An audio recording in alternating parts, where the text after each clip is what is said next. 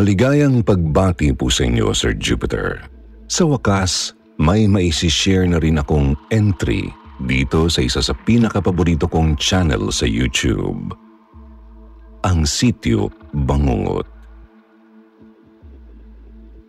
Medyo matagal-tagal na rin po kasi akong avid fan nitong channel nyo. At matagal ko na rin gustong makapag-share dito ng kwento. Anyway, itago nyo na lang po ako sa pangalang Rebecca. I'm 26 years old.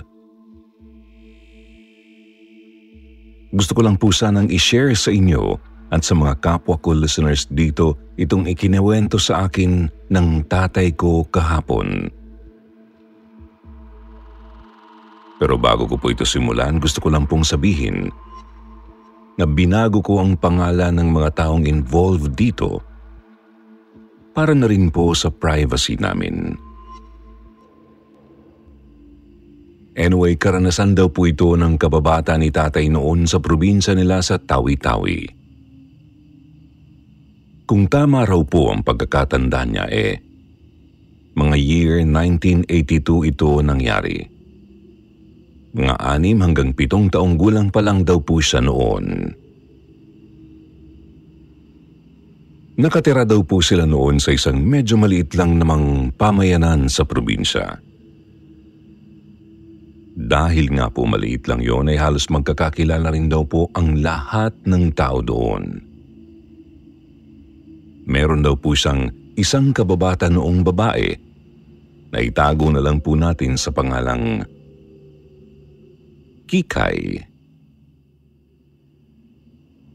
Anak daw po ito ng isa sa mga kapitbahay nila na nakikitanim lang noon sa lupa ni na tatay. Single mom po ang ina ni Kikay. Anak daw po kasi siya sa pagkadalaga ng kanyang ina. Wala naman daw pong nakakaalam kung sino ang tatay niya. Dahil pag-uwi nito noon galing sa pangangatulong sa ibang lugar, ay pinagbubuntis na raw nito si Kikay. Ayon po sa tatay kong itago na lang din natin sa pangalang Miyong ay masayahing bata raw po si Kikay. Bibo raw po ito at matalino, kaya nga po dumidikit si tatay sa kanya dahil ang paniniwala ni tatay noon ay mahahawa siya sa talino ni Kikay kapag lagi silang magkasama. Marami daw po kasi talagang naiinggit sa talas ng isip ni Kikay dahil kahit sa eskwela ay nangunguna ito. Yun pong lugar ni na tatay ay medyo liblib. Maraming puno, halaman at iba't ibang mga pananim. Kasi nga po pagsasaka talaga ang pangunahing ikinabubuhay nila. Noong mga panahong yun daw po ay napakatindi ng init sa maraming lugar sa Pilipinas dahil daw po sa El Nino. Kaya kahit po yung mga poso noon ay natutuyuan talaga ng tubig. Kahit nga raw po pananim nila, sobrang apektado dahil sa tagtuyot. Mabuti na nga lang daw po at meron silang isang pinagkukunan ng malinis na tubig sa lugar nila. Isang balon na naroon na raw po kahit noong panahon pa ng mga Kastila. Talagang lumang-luma na ito pero over the years ay nagagamit at napakikinabangan pa rin po nila. Yung balong yun ay nakapwesto raw po sa pinakadulong bahagi ng pamayanan nila. Medyo palusong ang daan papunta doon. Mababa lang po yung lugar kaya siguro maganda ang pagkakatayo roon ng balon. Kaya lang po hindi raw akalain ni na tatay at ng iba pang mga taga roon sa kanilang pamayanan na may mangyayaring hindi maganda. Kaugnay daw po ng balong yun na mismong si tatay pa raw po ang nakasaksi. Mainit daw po ang araw na yon kahit na pasado 5:00 na ng hapon. Maliwanag na maliwanag pa raw at talagang nakasilay pa yung araw.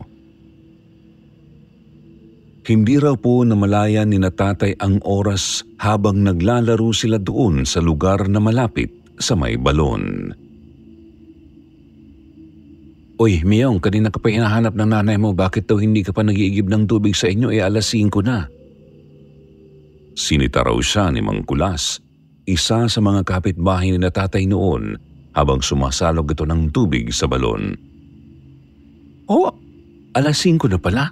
Naku, siguradong pingot ang aabutin ko kay nanay nito. Uy, Kikay, ayoko na maglaro, uuwi na ako. Ikaw? Ganun ba, Miyong? Sige, ingat ka, mamaya pa ako. Diyan lang naman yung sa amin eh. Umuwi na raw po si tatay noon at hindi na hinintay pa si Kikay. Kasunod din daw niya si Mang Kulas, pero hindi pa raw sila gaanong nakakalayo noon ay bigla na lang silang nakarinig ng isang malakas na sigaw. Napalingon daw si tatay at Mang Kulas pabalik kung nasaan nila iniwan si Kikay kanina. Pero ang nakita na lang nila ay ang isang kabaak ng tsinelas nito na sumabit sa bunganga ng balon. Hala, Mang Kulas, si Kikay po! Nahulog sa balon si Kikay! Dali-dali raw binitiwan ni Mang Kulas yung mga bitbit niyang balding may lamang tubig. Pagkatapos po ay tumakbo itong papalapit sa balon. Nakasunod naman daw po agad si tatay. Sumilip sila agad sa balon pero sa sobrang lalim nito ay wala silang makita kundi kadiliman. Kikay! Kikay, ayos ka lang ba? Sumagot ka, Kikay! Umiiyak na raw si tatay habang paulit-ulit na tinatawag ang pangalan ng kanyang kalaro. Si Mang Kulas naman ay nagsimula na raw po noong tumawag ng tulong. Kaya maya-maya pa halos puno na ng tao ang paligid ng balon at naghihisterikal na ang ina ni Kikay na si Aling Milagros. Ang anak ko, tulungan niyo ako, nakikiusap ako, anak. Nandito na si nanay, sumagot ka, anak. Pero sobrang lalim daw po talaga ng balon na yon. Kaya walang kahit sino sa kanila ang magawang makarating hanggang sa ilalim dahil nauubusan daw po ng hangin yung mga sumusubok. Bago pa makarating sa pinakadulong parte ng balon. Naku, hindi tatagal si Kikay dyan. Abay kay liit-liit ng batang yun, ilampas tao pa man din ang tubig dyan sa balon. Naku, sinabi mo pa. Imposibleng mabuhay ang sinumang mahuhulog sa balong yan. Kawawa naman si Kikay. Lalo raw pong nakaramdam si tatay noon ng kawalang pag-asa dahil sa naririnig na usap-usapan noon ng mga kapitbahay nila. Nang araw na yon ay halos hindi raw po siya mapatahan ni Lola sa pag-iyak. Nakatulugan na nga lang daw po niya ang pag-iyak. Kinabukasan po ay nalaman ni tatay na nagpunta na sina Aling Milagros sa tanggapan ng barangay para humingi ng tulong sa mga opisyal. Medyo malayo pa raw po kasi sa kanila noon ang barangay hall, kaya inabot na ng umaga sina Aling Milagros. Dumating naman daw po yung mga taga-barangay pero kahit po sila ay wala ring nagawa. Nakarating man sila sa bandang dulo ng balon, hindi naman nila magawang lumusong sa tubig. Dahil nga po sa sobrang lalim noon, bukod pa sa halos wala silang makita dahil madilim nga ang paligid. Doon na raw tuluyang nawala ng pag-asa si Aling Milagros na makikita pa niya ang anak niya. Napaka-imposible po kasi talagang mabuhay pa si Kikay doon. Nang mangyari nga raw po yun ay halos wala nang gusto pang mag-igib ng tubig doon sa may balon. Dahil sa takot na bigla silang multuhin ni Kikay. O di kaya'y mainom nila ang katas ng bangkay nito na humalo na sa tubig. Nagtiis silang mag-igib sa mga poso nilang halos gapatak na lang daw po ang inilalabas na tubig. Samantala halos mawala raw sa sarili si Aling Milagros. Mga 1 linggo na rin po niyang ipinagluluksa ang anak niya noon. Nang isang araw, bigla na lang daw pong may nangyaring himala. "Miyong! Miyong! Miyong anak! Miyong!" Napaigtad daw po si tatay noon sa pagmumuni-muni at pagkakatulala sa gilid ng pintuan nila sa likod bahay dahil sa paulit-ulit na sigaw at pagtawag ng lolo sa pangalan niya. Ang totoo po ay ilang araw na raw talaga siyang sinusubukang libangin noon nina lolo at lola dahil talagang nagluluksa siya sa pagkawala ng kaibigan niyang si Kikay na noon po ay palagi niya ring kalaro. Napakamot pa raw po siya sa ulo bago siya sumagot dito. "Tatay, bakit po? Nandito po ako sa kabilang pinto." "Anak, halika. Sumama ka sa akin kina Milagros. Sigurado akong matutuwa ka." "Kinaaling Milagros po. Paano naman po ako matutuwa kung doon tayo pupunta, tay? Maaalala ko lang si..."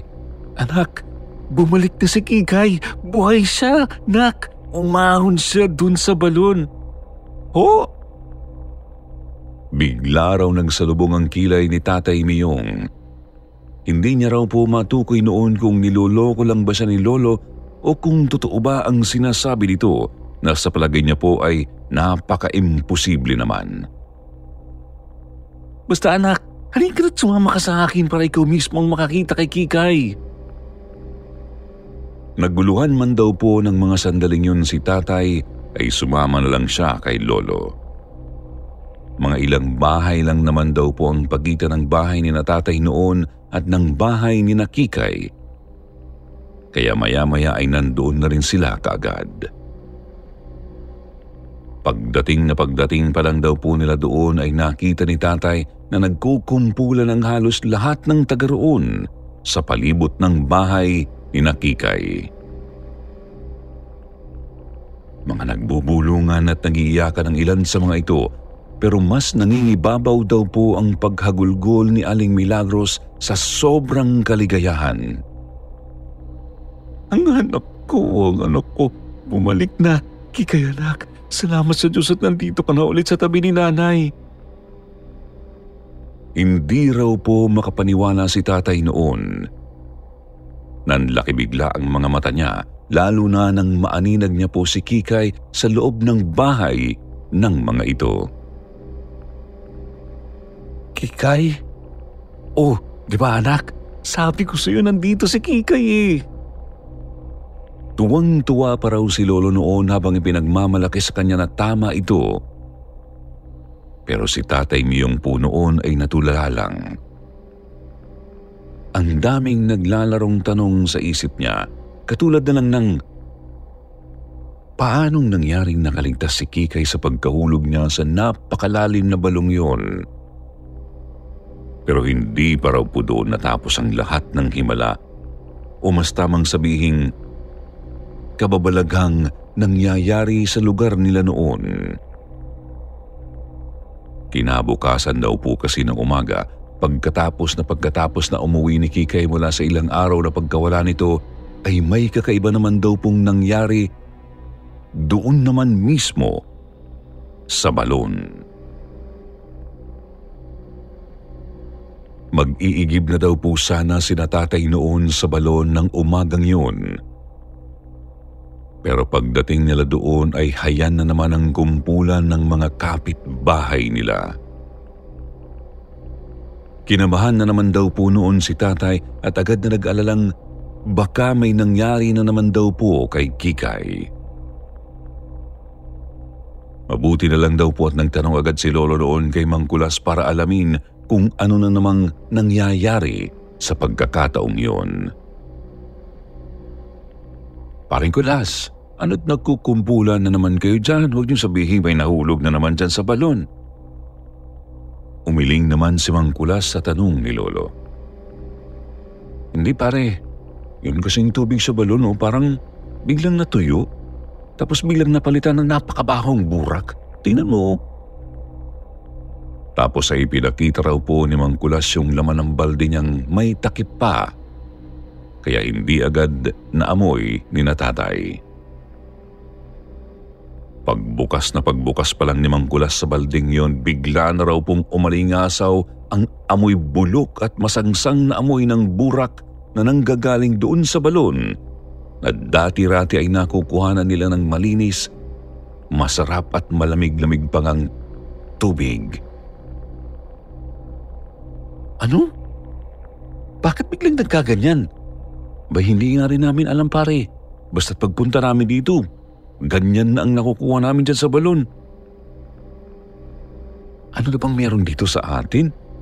Parang kung ano-anong kababalaghan na lang ang nangyayari.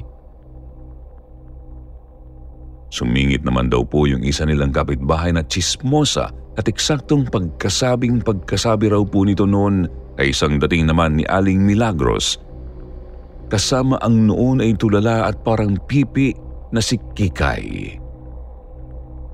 Oh, bakit kinukumpulan dito? Mag-iigib lang sana kami ng anak ko dahil paliliguan ko siya. Makikiraan. Takang-taka rin daw si Aling Milagros nang makitang nagkukumpulan nga yung mga kapitbahay nila doon sa paligid ng balon. Mila, yun kasing balon, natuyuan bigla ng tubig, napalitan bigla ng mabahong burak. Si Mang Kulas lang daw po ang tanging sumagot kay Aling Milagros. Ha? Paanong nangyari yun? Sandali nga. Pero imbis na maniwala agad, ay kinuha raw po ni Aling Milagros yung balde na nakakabit sa tali. Bago nito yun ibinaba pa ilalim sa balon pero halos magulantang daw po silang lahat nang iangat na ulit ni Aling Milagros yung balde. Oh, akala ko bang burak yung lumalabas sa balon? Hindi naman ah. Ang linaw-linaw naman ng tubig oh. Nagtaka na naman daw po yung mga magkakapitbahay noon. Pero nataranta silang nagunahang kumuha ng tubig. At tama po si Aling Milagros. Talagang malinis na tubig nga ulit ang lumalabas doon sa balon. Iiling-iling na lang daw pong umalis si Aling Milagros doon kasama si Kikay para umuwi na sa bahay nila. Pero heto pa po ang mas nakapagtataka at nakakakilabot sa nangyari. Nang umalis po kasi sina Aling Milagros at Kikay doon sa lugar na kinatatayuan ng balon at umuwi na sila sa kanila, ay muli na naman pong bumalik sa pagiging burak ang tubig na lumalabas doon sa balon. May kababalaghan talagang nangyayari dito. Sigurado ako may kinalaman dyan ang nangyari kay Kikay. Yun daw po ang sinabi ni Mang Kulas bago nito sinundan sina Aling Milagros. Pagbalik daw po nito doon sa may balon, kasama na ulit nito si Aling Milagros. Ano bang sinasabi mo dyan, Kulas? Ipinaiwan mo pa sa amin ang anak ko para lang dito sa kalokohan mo? Basta, makinig ka na lang muna sa akin, Milagros. Subukan mo ulit sumalok doon sa balon. Makikita mo ang sinasabi namin. Sinunod na lang daw po ni Aling Milagros ang sinabi ni Mang Kulas. Sa pagkakataong ito po, pagkasalok niya mula sa balon ay nakita niya sa wakas na burak nga ang nakukuha galing doon sa ilalim. Ngayon, susunduin ko si Kikay sa inyo. Tingnan mo kung ano mangyayari. Patakbong bumalik nga po si Mang Kulas kina Aling Milagros at sinundo si Kikay. Pagdating pa lang po ng anak ay sumalok na ulit si Aling Milagros doon sa balon. At halos mapasinghap daw po silang lahat nang makitang malinis na tubig na ulit ang nakukuha nila mula sa ilalim. Kahit daw bata pa si tatay noon, talagang nagtayuan lahat ng balahibo niya, lalo na nang tapunan siya ni Kikay ng tingin na parang kinikilala siya dito. Kumusta ka na, Romeo? Binati raw siya nito ng ganun. Pero hindi nakasagot si tatay. Dahil nagtaka siyang tinawag siya ni Kikay sa totoong pangalan niya. Gayong ito mismo ang nagsabi sa kanya noon na hindi raw maganda ang tunay niyang pangalan. Ramdam niyang may kakaiba kay Kikay.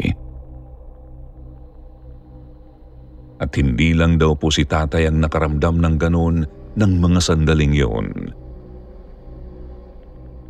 Maya-maya raw po kasi habang nakatitig si Aling Milagros doon sa ilalim ng balon ay nakarinig sila ng sigaw ng bata.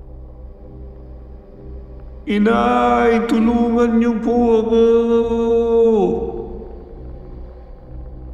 Bigla raw nagtakbuhan yung iba nilang kapitbahay dahil kaboses nga ni Kikay yung nagsalita. Pero yung echo raw po ay nagmumula mismo doon sa pinakailalim ng balon. Doon daw po ay biglang napaluhod si Aling Milagros. Dinuro nito ang anak na si Kikay na noon ay nakatayo sa tapat ni Tatay Miyong. Pagkatapos ay humagulhol ito sa harap nilang lahat habang paulit-ulit na sinasabing, Hindi ko anak yan. Hindi yan ang Kikay ko. Noong araw na nawala ang anak ko rito sa balon, humiling ako na sana ibalik ng kung sino mang nilalang na nagbabantay sa balong ito ang anak ko. Pero hindi ko akalaing katawan niya lang ang ibabalik niya sa akin. Hindi na raw po gaanong marinig ni tatay ang iba pang sinabi noon ni Aling Milagros. Basta ang pagkakaintindi niya raw po noon ay sinasabi nitong hindi na raw si Kikay ang nasa loob ng katawan nito ngayon. Ibang espiritu na raw po yun. Ayon naman daw po sa usap-usapan ng mga kapitbahay nila, yun daw pong diwata o engkantong nag-aalaga noon sa balon ang siyang sumapi sa katawan ni Kikay habang ang kaluluwa naman ni Kikay ay naiwan doon sa kailaliman ng balon.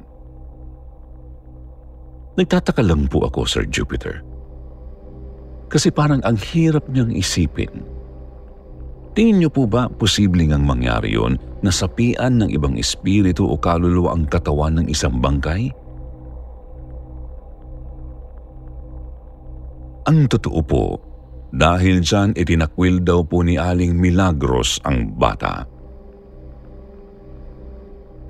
Naniniwala po kasi talaga siyang hindi niya ito anak, pero pagkatapos po noon ay nawala na raw po talaga si Aling Milagros sa sarili niyang katinuan. Naiwan si Kikay na mag-isa. Pero ang sabi ni tatay ay para naman daw pong wala itong pakialam.